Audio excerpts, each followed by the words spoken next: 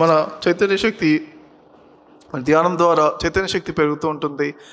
పెరుగుతుంటే విశ్వమంతా మనకు సహకరిస్తుంది. మన ఫ్యామిలీ మెంబర్స్ సహకరిస్తారు, మన ఆర్థిక పరంగా అన్నీ సహకరిస్తాయి. విశ్వమంతా మనకి ప్రతి అడుగడుగునా మనకు సహకరిస్తూ మనకు చాలా చేయూతనిస్తుంది. ఎంతోమంది ఎక్స్పీరియన్స్ విన్నాము.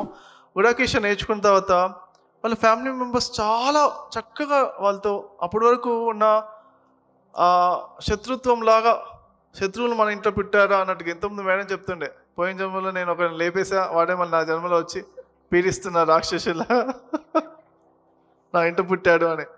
అలాగే నా శత్రువులే పుడుతుంటారు. జనరల్గా 90% శత్రువులే ఉంటారంట. ఉన్నారా? ఎంతమందికి ఉన్నారు శత్రువులు మీ ఇంట్లో?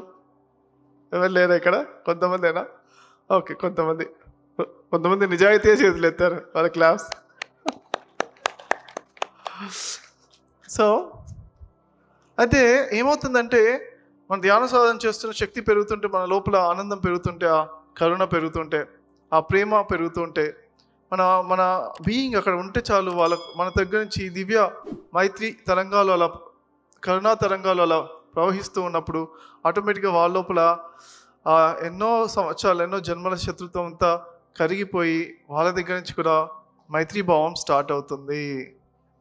ఓకేనా? సో అప్పుడు కుటుంబం అంతా మీకు సహకరిస్తుంది, విశ్వం అంతా సహకరిస్తుంది. ఇలా చాలామంది జీవితాలు చేంజెస్ వచ్చాయి. కాబట్టి వాళ్ళందరికీ మాస్టర్స్ చేంజెస్ చేసుకుని, మాస్టర్స్ అందరి క్లాస్, మిగతా వాళ్ళందరికీ ఖచ్చితంగా చేంజ్ అవుతుంది. శ్రద్ధగా సాధన పైన ఫోకస్ పెట్టండి, అలా ఉంటుంది. ఓకే, కుటుంబ సభ్యులు సహకరించకపోతే అప్పుడు మీరు ఏ పని చేస్తున్న ధ్యాన స్థితిలో నిదానమైన శ్వాసతో చేసుకోండి అని చెప్తారనమాట. ఆటోమేటిక్గా మన శక్తి పెరుగుతుంది, అందరూ సహకరిస్తారు. ఎందుకు సహకరించరు? ఆటోమేటిక్ నా జీవితంలో అయింది, ఎంతో మంది జీవితంలో అలా అయింది. అడుగులకు మడుగులు ఒత్తడం అంటారు కదా, అంటే చాలా చక్కగా దాన్ని ఇలా ప్రతి పాదం వేస్తుంటే భూమాత, విశ్వమాత అలా చేతులు పెడుతుంది అన్నట్టుగా ఎక్స్పీరియన్స్ వస్తే చాలామందికి వచ్చింది మన గుడాకేశవాలో. అంత నేనున్నాను, మీరు ఎక్కడ అడుగు పెట్టినా నా చెయ్యిని మీ పాదాల కింద పెడతాను. ఇలా ఆ ఎక్స్పీరియన్స్ అందరు దేవతలందరికీ అంత గొప్పగా అనిపిస్తుంది. అది సాధకుల యొక్క పాదాలను టచ్ చేయడానికి.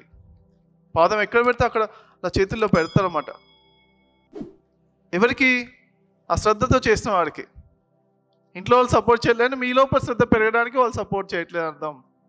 ఇంకా శ్రద్ధ పెంచుకోవాలి.